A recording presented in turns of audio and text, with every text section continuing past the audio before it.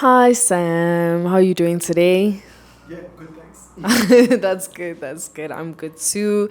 Thank you for joining us today for our interview part of our WTF segment.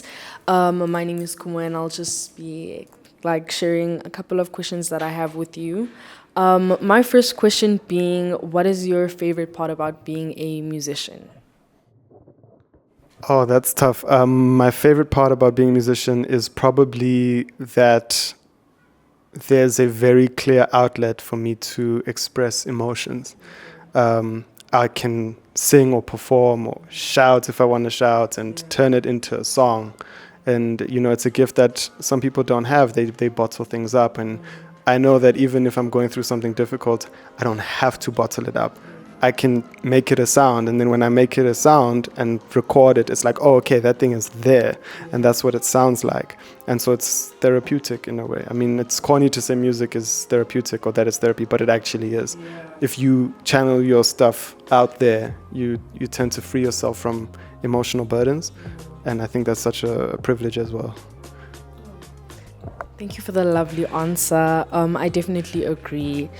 My follow up question is, if someone was discovering you for the first time as a musician, what song would you want them to listen to first?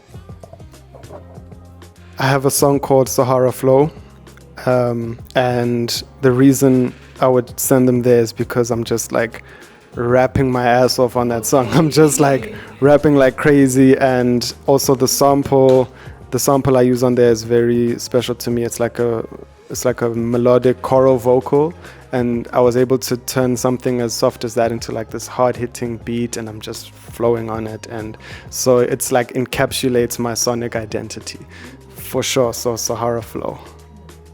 Love that sonic identity. English, period. Okay, and then my last question for you is, what's something you're dying to talk about that no one ever asks you about?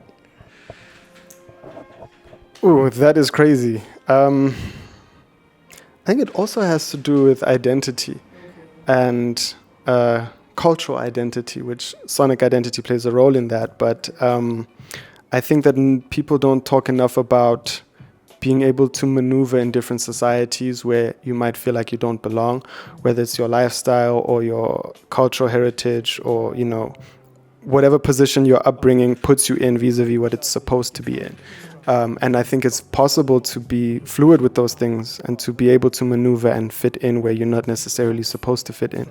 Like, I feel most at home in South Africa and in Johannesburg, and some people might look at me both from outside the country and within the country and like maybe just see a white guy or just see, what I look like, and people just judge you based off that. But then there's how you actually are as a person, how you behave, what your actual heritage might be, even if you don't sort of look like that.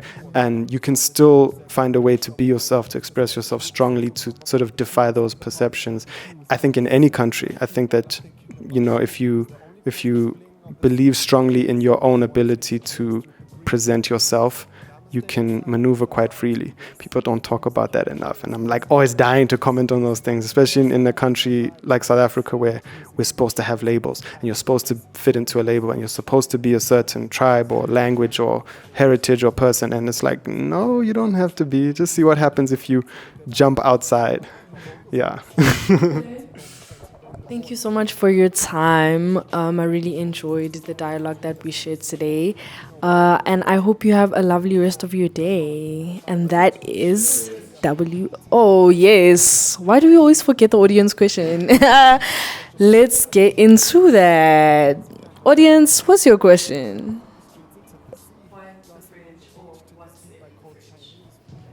That is the question for you to answer. Why the fridge? Well, we're in a music studio.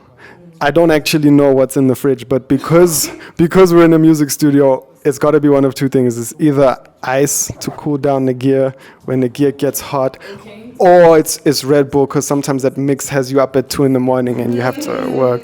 It's either Red Bull or ice. There's no other. It can't be. I don't know what's in there. I don't know.